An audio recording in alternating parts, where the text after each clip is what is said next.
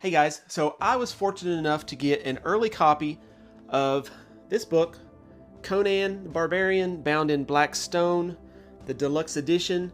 This is from Heroic Signatures and Titan Comics, and comes out next week, October the 22nd. So this is an absolutely gorgeous book, so I wanted to do an overview showing you just how it compares size-wise to other books and just what you'll be getting if you pick this book up. So here we have Conan the Barbarian, bound in black stone, Deluxe Edition, Volume 1. I love the foil that you can kind of see here on the lettering, down here on Deluxe Edition, and up on Conan, and on the sword there, featuring a cover by the book's artist, Roberto de la Torre. Show you the back. This collects the first 4 issues of Conan the Barbarian from Titan Comics and Heroic Signatures, and also the free Comic Book Day 2023 issue, which was kind of the kickoff for Titan and Heroic becoming the publisher of the Conan the Barbarian comic. Got a cover price of $29.99 US. Just to show you a little size comparison, this is really comparable to the library editions from Dark Horse or the Absolute editions from DC. I have the collected trade paperback edition here, so you can see how much bigger this is than that. And then I also have an Omnibus collection of Conan from Titan and Heroic. So again, you can see how much bigger this deluxe edition is than these other collections. Now let's kind of dive into it here. You have a big double page in sheets featuring the cover to issue number 1 by Dan Panosian.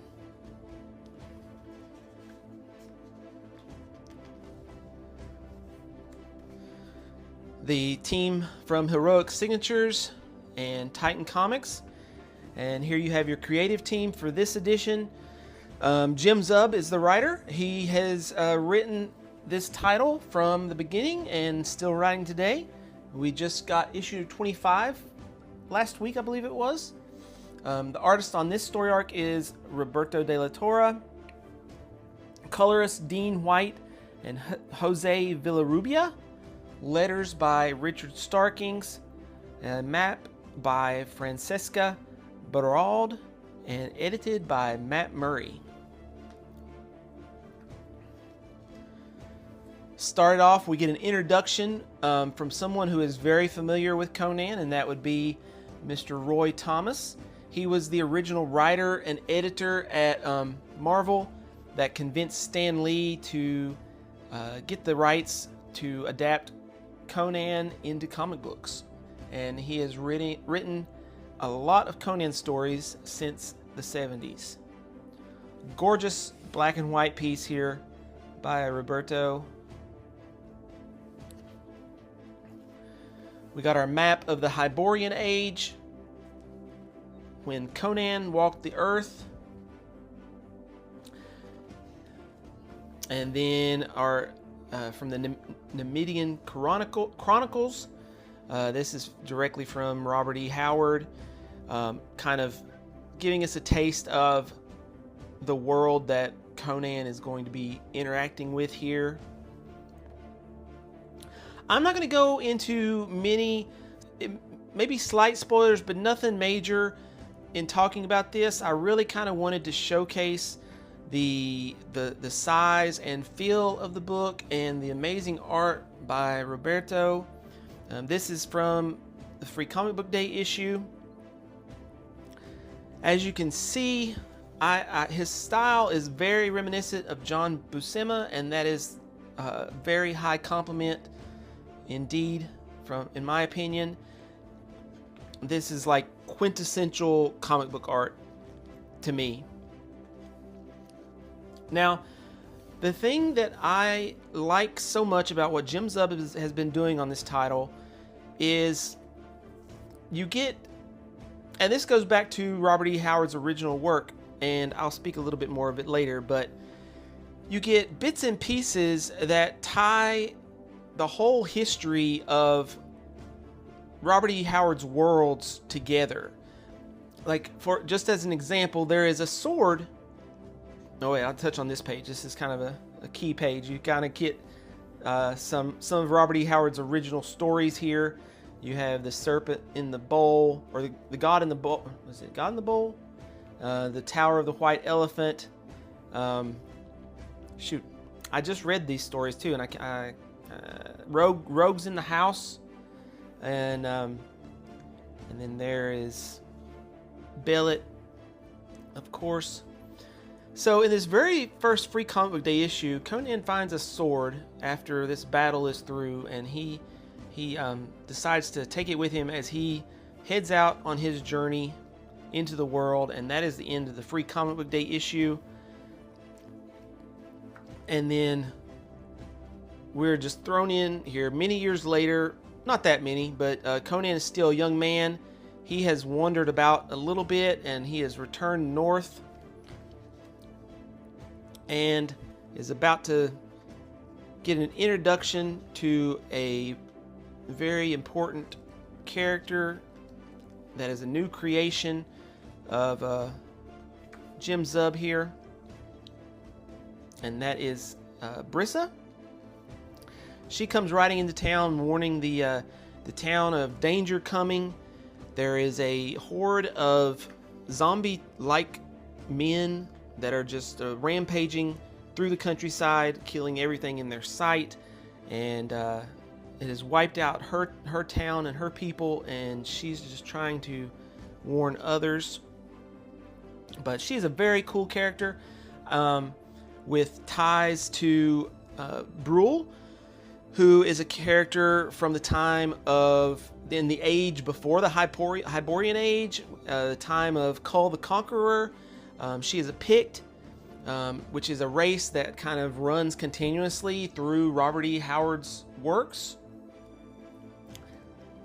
So, and I would say she is a very comparable companion to some characters that Conan will meet years later along the way, like Bellet and others. But as you can see here, just gorgeous artwork, and in this extra size format, it's even better.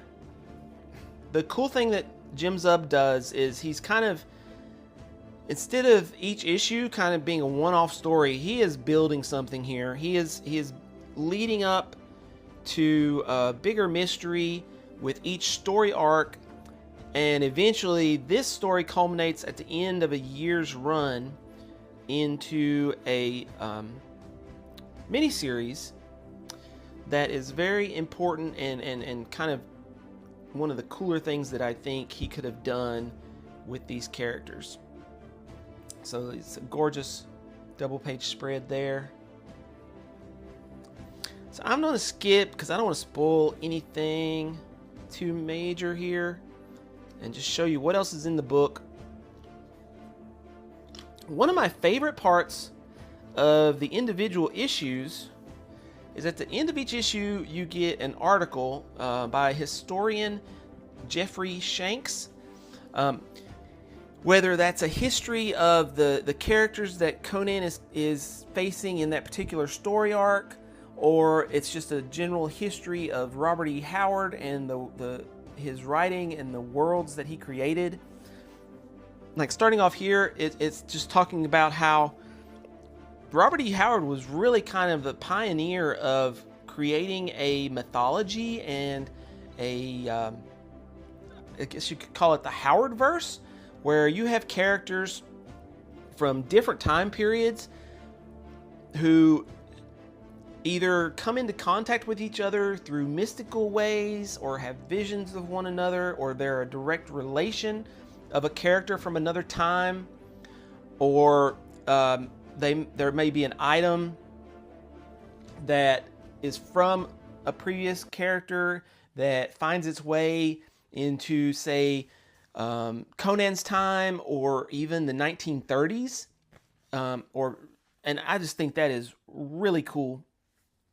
Here you see a couple of famous ones you may have heard of. Solomon Kane here. You have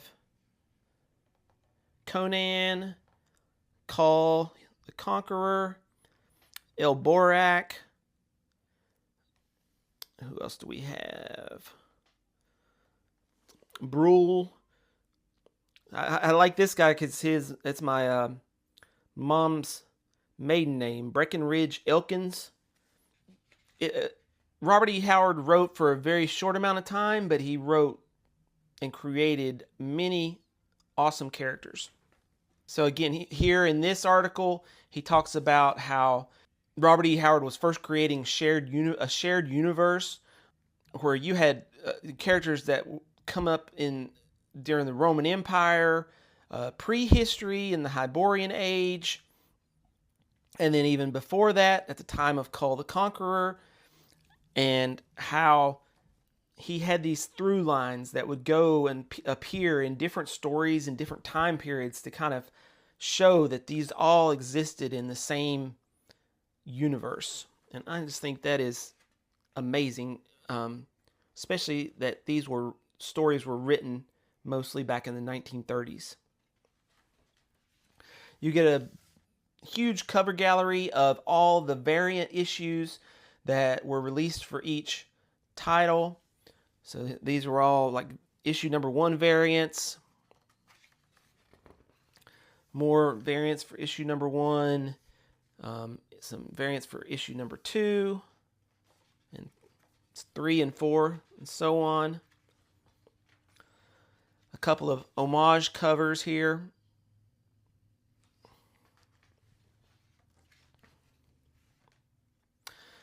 Character sketches for the character by Roberto de la Torre for the character of Brissa, who, like I said, plays a very important role here and later on.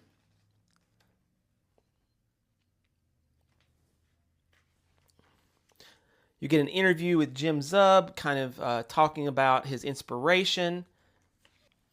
And then you get some examples of how the comic was created. I think it's really interesting that he chose to go Marvel style, where he would give a plot outline, maybe just describe what he needed to happen on each page, but not go into detail of breaking it down panel by panel the way a full comic book script would be. Instead, he leaves that up to the artist to kind of break down the action, and then once he gets the art back, he goes in and writes his narration or dialogue that will then get lettered and put on the page. And it's called the Marvel style because that's the way Stan Lee and Jack Kirby and Stan Lee and other artists would work a good bit, to just be able to give the artists some freedom to make their own choices, but get the story across that the writer in hopes to intend. And then I think that also led to some examples of the writer getting back something and it not being exactly what they thought, but maybe leading into new and different directions. So yeah, this is absolutely gorgeous collection. I love the size. So my only complaint would be that we only get 5 issues in this series, and I personally would have liked the first 2 story arcs to be collected, but that is a minor complaint. This is a gorgeous book, and that's a minor complaint. It'd be it'd be nice if it was a little bit thicker on the shelf, but still, for the price you pay and the size the book is, that is a very minor complaint. So thank you to Heroic Signatures and Titan Comics for sending me this preview copy. I greatly appreciate it. Again, this book comes out next week, October 21st, 22nd. So be on the lookout for that, and we'll talk to you guys later.